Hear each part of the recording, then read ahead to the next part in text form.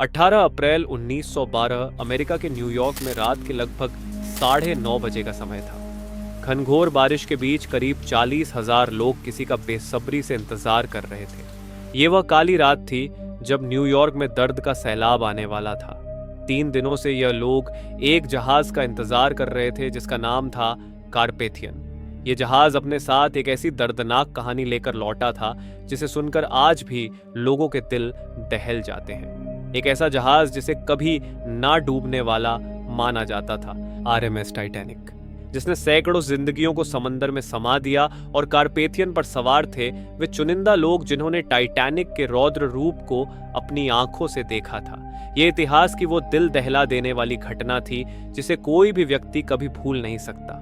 इस घटना ने अपने पीछे कई रहस्यों को छोड़ दिया।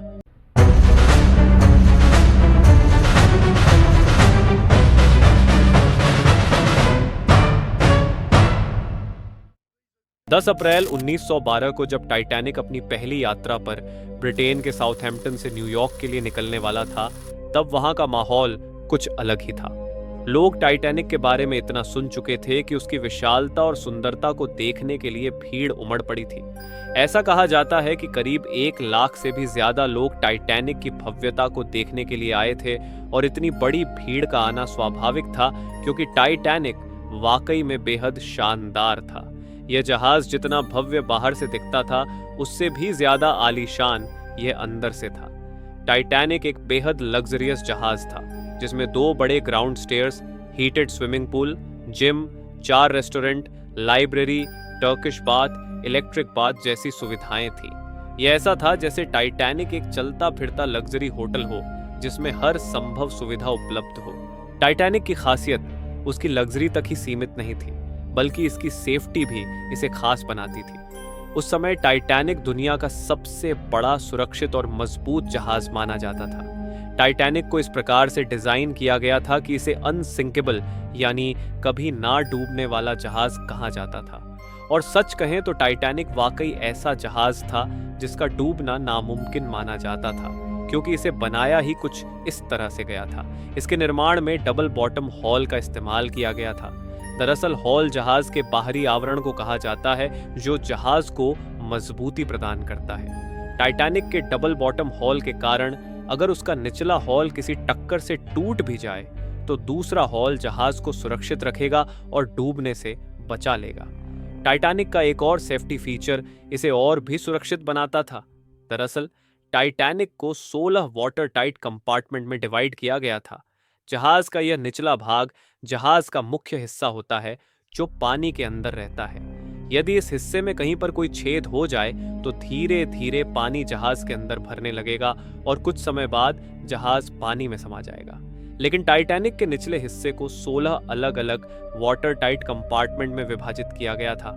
इसका फायदा यह था कि अगर जहाज किसी चट्टान से टकराता और उसमें लीकेज हो जाता तो केवल वही कंपार्टमेंट पानी से भरता जो क्षतिग्रस्त हुआ था और बाकी के कंपार्टमेंट सुरक्षित रहते। इस तरह जहाज को डूबने से बचाया जा सकता था। टाइटैनिक इतना बड़ा जहाज था कि यदि उसके 16 में से 4 कंपार्टमेंट में भी पानी भर जाता तो भी यह डूबने वाला नहीं था। और ऐसा होना लगभग असंभव था कि एक साथ 4 से ज्यादा कंपार्टमेंट क्षतिग्रस्त हो जाएं, क्योंकि यह कंपार्टमेंट बहुत बड़े थे। ऐसे में कोई चट्टान भी इस जहाज को डुबो नहीं सकती थी।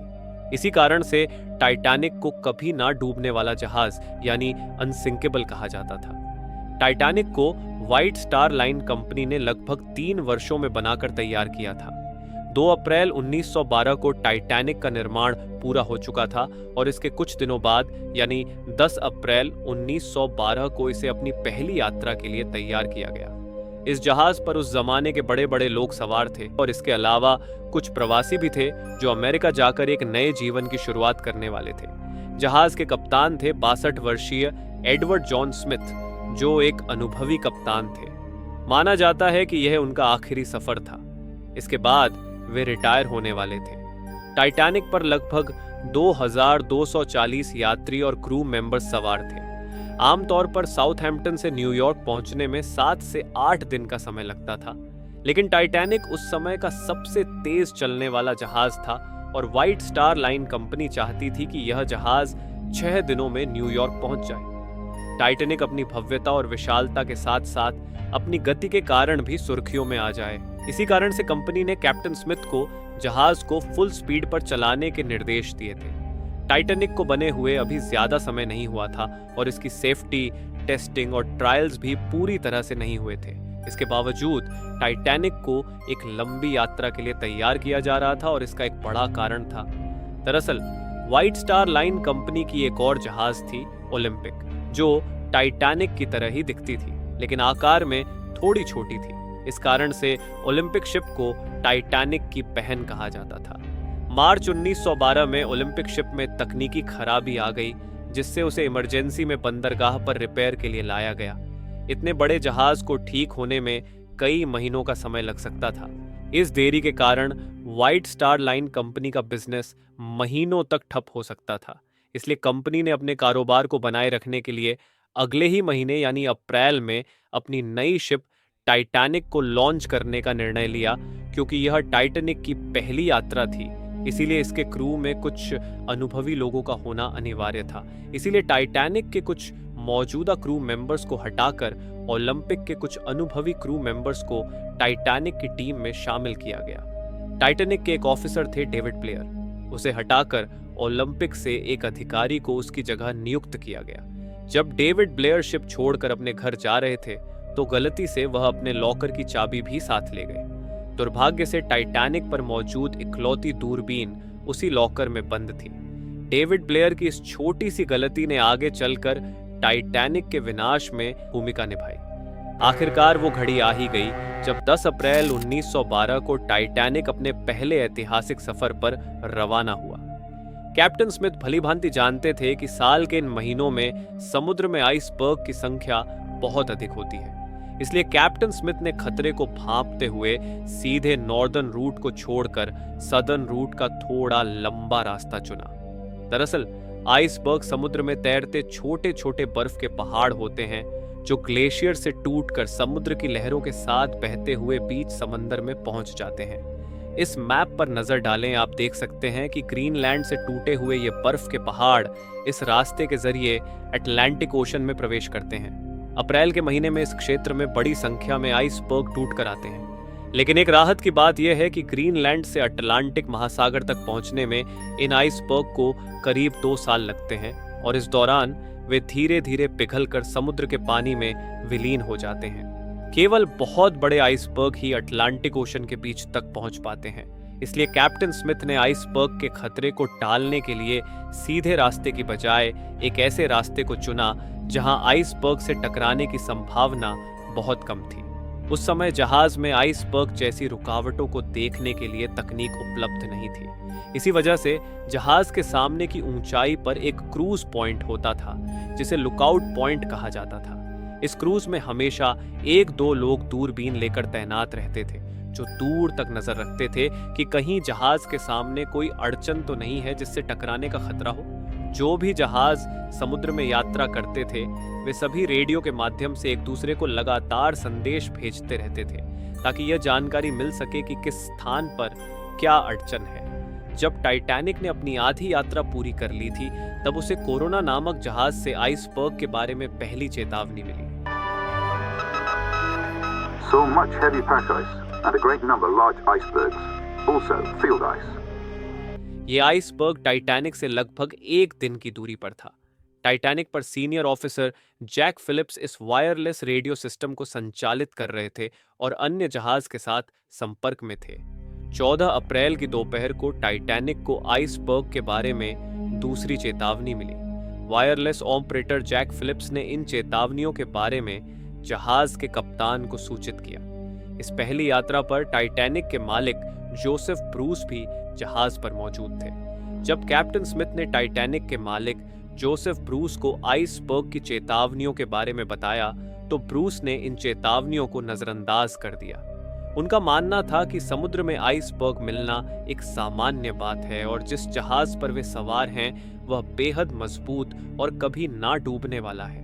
ब्रूस नहीं चाहते थे कि इन चेतावनियों के कारण जहाज की गति कम हो और वह अपने निर्धारित समय से देर से पहुंचे। इसके बाद टाइटैनिक को आइसबर्ग की 5 और चेतावनियां मिली और आखिरी चेतावनी कैलिफोर्निया जहाज से आई थी। रात हो चुकी थी और दुर्भाग्य से उस रात आसमान में चांद भी नहीं था, जिससे विजिबिलिटी बहुत कम हो गई थी। ऊपर से क्रूज में बैठे लोगों के पास दूरबीन भी नहीं थी, जिससे वे दूर से ही सामने आने वाली आइसबर्ग को देख पाते। टाइटैनिक अपनी फुल स्पीड 40 किलोमीटर प्रति घंटे की रफ्तार से चल रहा था और आइसबर्ग उससे केवल 2 घंटे की दूरी पर था। घने अंधेरे में समुद्र की लहरों को तेजी से चीरते हुए टाइटैनिक आगे बढ़ता जा रहा था, बिना इस बात की परवाह किए कि जिस रास्ते में अभी वह चल रहा है उसके सामने एक बहुत बड़ी बर्फ की चट्टान मौजूद है। रात के 11:30 बज चुके थे और अब टाइटैनिक आइसबर्ग से केवल 6 किलोमीटर की दूरी पर था। जिस रफ्तार से टाइटैनिक चल रहा था उसे देखते हुए वह अगले 10 मिनट में आइसबर्ग के करीब पहुंचने वाला था। टाइटैनिक के क्रू में शामिल फ्रेडरिक फ्लीट और रेजिनाल्ड ली कड़कड़ाती ठंड और रात के घने अंधेरे के बावजूद जहाज के सामने आने वाली अड़चनों को देख रहे थे। उनके लिए एक बड़ी समस्या ये थी कि जहां वे तैनात थे वहां ठंडी हवाएं सीधे उनके चेहरे पर लग रही थी, जिससे उनकी आंखों से लगातार आंसू निकल रहे थे।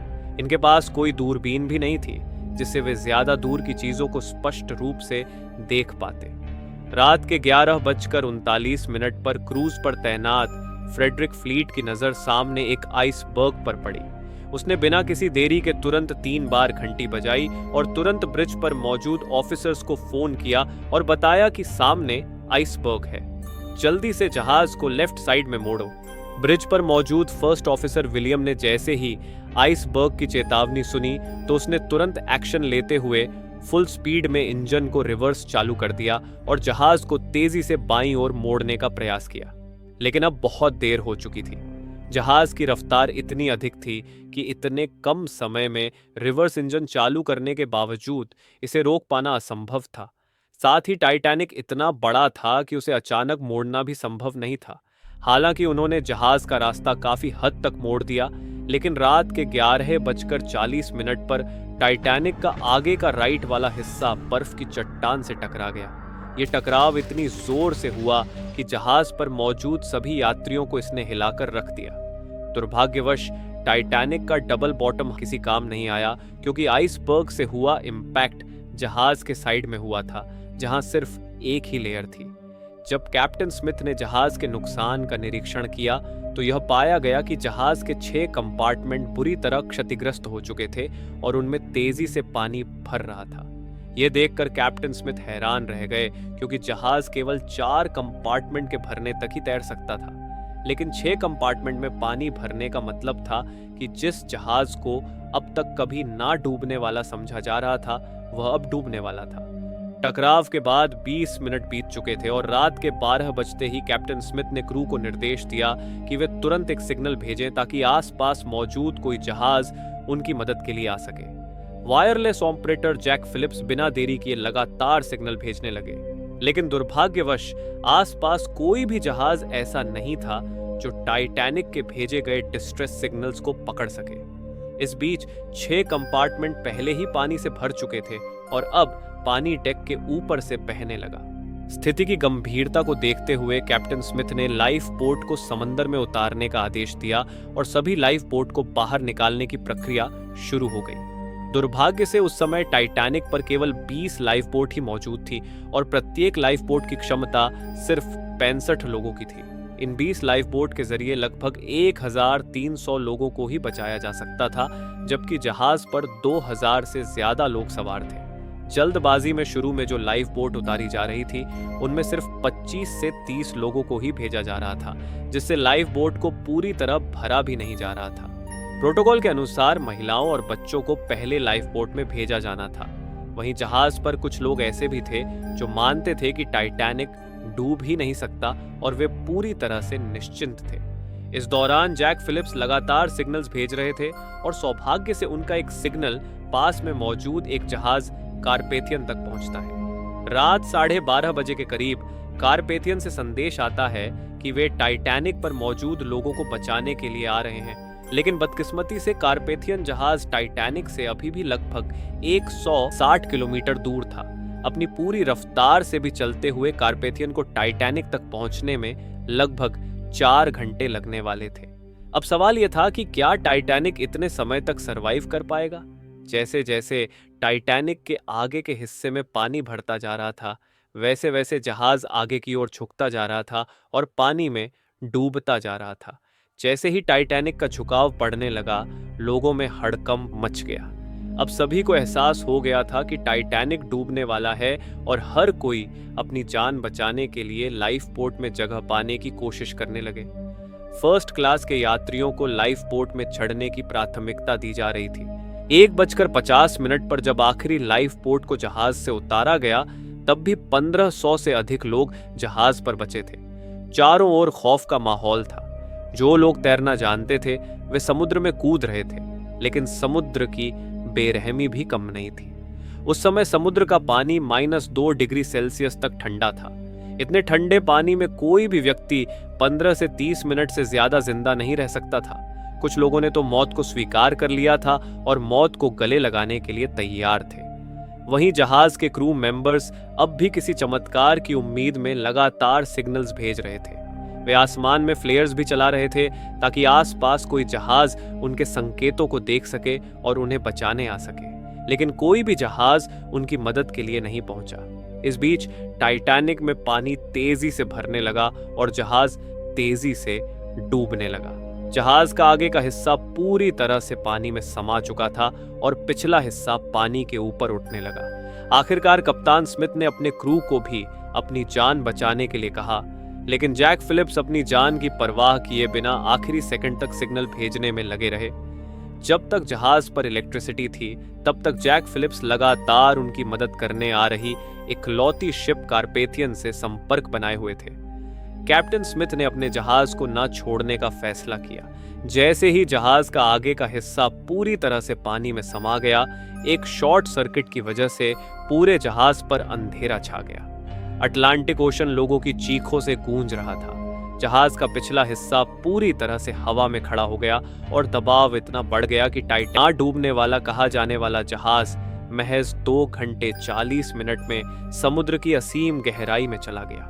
जो 1500 से अधिक लोग टाइटैनिक पर बचे थे, उनमें से कुछ जहाज के साथ डूब गए और कुछ को समुद्र के बेहद ठंडे पानी ने अपनी चपेट में ले लिया। कैप्टन स्मिथ आखिरी पल तक अपने जहाज पर डटे रहे। टाइटैनिक के डूबने के लगभग 2 घंटे बाद अगली सुबह कारपेथियन जहाज बचे हुए लोगों को बचाने के लिए पहुंचा। केवल 706 लोग ही इस भयंकर हादसे में जिंदा बच पाए। 3 दिन बाद 18 अप्रैल 1912 को रात 9:30 बजे कारपेथियन न्यूयॉर्क पहुंचा, जहां 40,000 लोग भारी बारिश के बीच उनका इंतजार कर रहे थे। इस हादसे के बाद कई ऐसे सवाल खड़े हुए जिनका जवाब लोग आज भी खोज रहे हैं। लेकिन जब इस घटना की जांच की गई तो एक चौंकाने वाली सच्चाई सामने आई। जब टाइटैनिक डूबा था, तब उस पर सवार हर एक व्यक्ति को बचाया जा सकता था, क्योंकि टाइटैनिक से केवल 37 किलोमीटर दूर एक और जहाज मौजूद था जो समय पर आकर सहायता कर सकता था। ये वही कैलिफोर्निया जहाज था जिसने टाइटैनिक को आखिरी बार आइसबर्ग की चेतावनी दी थी। लेकिन ऐसा क्या हुआ कि कैलिफोर्निया जहाज टाइटैनिक की मदद के लिए आगे नहीं बढ़ा, जबकि उन्हें आसमान में छोड़ी गई फ्लेयर्स भी दिखाई दे रही थी।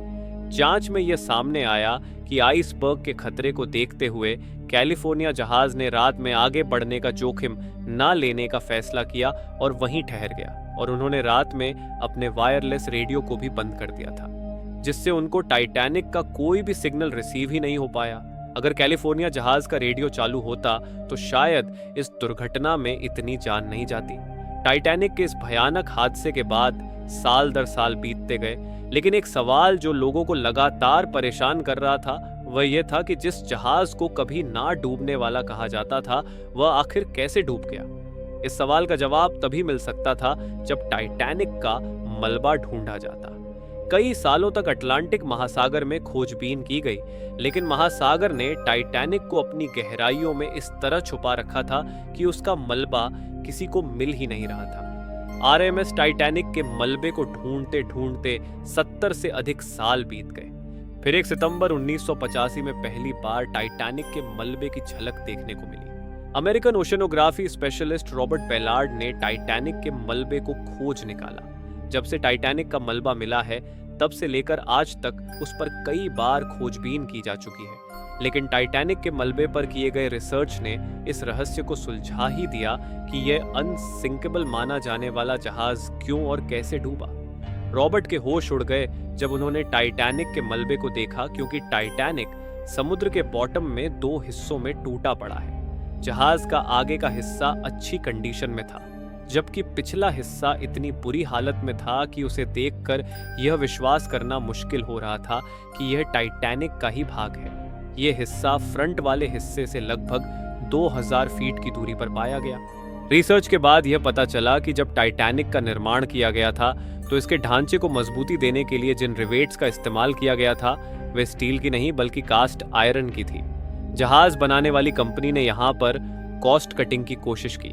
आपको बता दूं कि रिवेट्स का इस्तेमाल वेल्डिंग में किया जाता है। अब चूंकि कास्ट आयरन स्टील से नरम होता है, इस वजह से जिस जगह पर आइसबर्ग टाइटैनिक की बॉडी से टकराया उस जगह के रिवेट्स प्रेशर पड़ने की वजह से खुल गए और आपस में जुड़ी प्लेट्स अपनी जगह से खिसक गई, जहां से पानी को अंदर घुसने का रास्ता मिल गया।